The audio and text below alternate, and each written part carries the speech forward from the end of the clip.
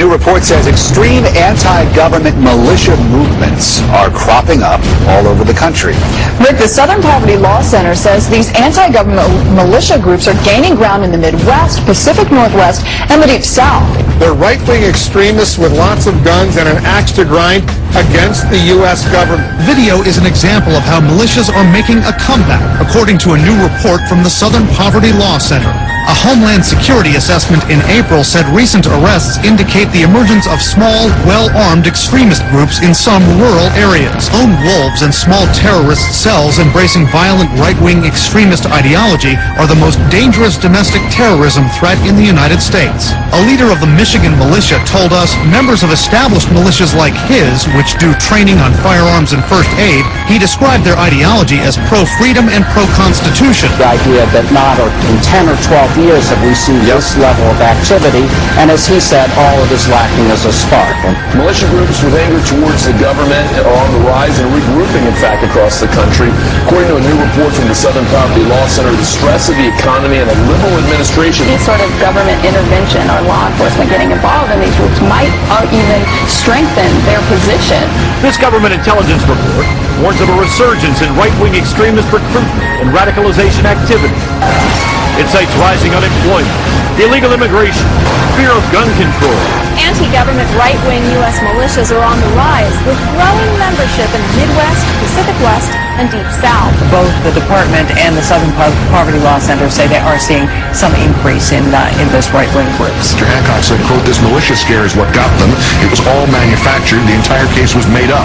Just like Waco by the same government, he says, that lied about 9/11.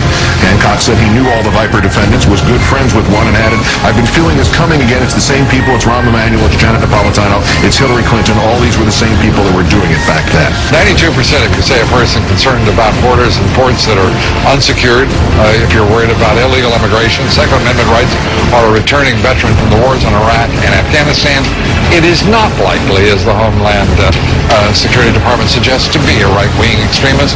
Are you listening, Janet Napolitano? Prevented.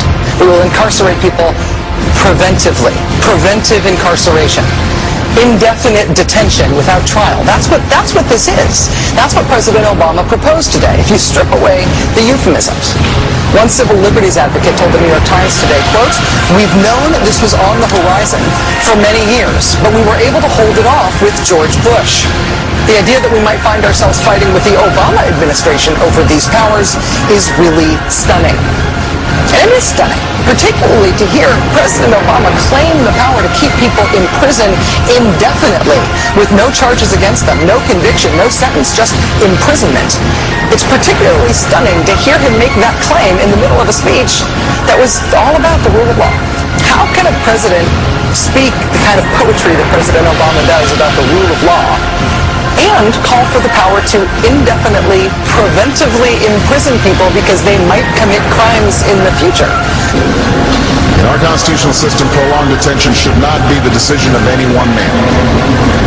If and when we determine that the United States must hold individuals to keep them from carrying out an act of war, we will do so within a system that involves judicial and congressional oversight. And so going forward, my administration will work with Congress to develop an appropriate legal regime so that our efforts are consistent with our values and our Constitution. You'll construct a legal regime to make indefinite detention legal. You will, what does he say? Develop an appropriate legal regime. So you can construct a whole new system outside the courts, even outside the military commissions, so that you can indefinitely imprison people without charges. And you'll build that system from scratch. What's that somebody said about ad hoc legal strategies? And one of the most radical proposals for defying the Constitution that we have ever heard made to the American people. To put it to you bluntly, some of the legislation that's coming out of Washington, some of the executive action that are taking place, ladies and gentlemen, these things started a revolution 200 years ago and got this country started. And the people are seeing this. The national news media and the actions of this government is some of the best recruitment we could have. We don't have to say much. All you have to do is talk to the average person out there to tell you, how do you feel about your government? And the people you look at here, we're the calm ones. We're the ones that calm people down. Now, I'm speaking here as a representative for my state and other groups that I know of. The animosity that I see out there between the citizens, all of them, and the government is frightening. What they did was, after listing all these abuses and government atrocities that you're going to hear here today, and they saw that they were going to no avail, they decided to see what they could do to become part of the solution. They looked into the law, and under Title 10 U.S.C. 311, saw a phenomenon known as the unorganized militia that consists of all people, even the people taking these pictures right here, everyone. And they began to form themselves in units for their own self-defense and their self-preservation. Now, the way we stand now, and it's good that we're getting these youth aired out, because 200 years ago, the British didn't get the hint until they saw dead redcoats out there. This nation was probably one of the most heavily armed forces on earth. And I have heard more and more people say, if one of these black-suited, armor-wearing, state-sponsored terrorists come kicking down my door, I'm going to blow somebody away. They don't call themselves militia. They don't even call themselves patriots. They call themselves American citizens who are getting tired of confiscatory tax rates, increasingly legislation, increasingly heavy regulations, which is they believe are leading them down a path to involuntary servitude.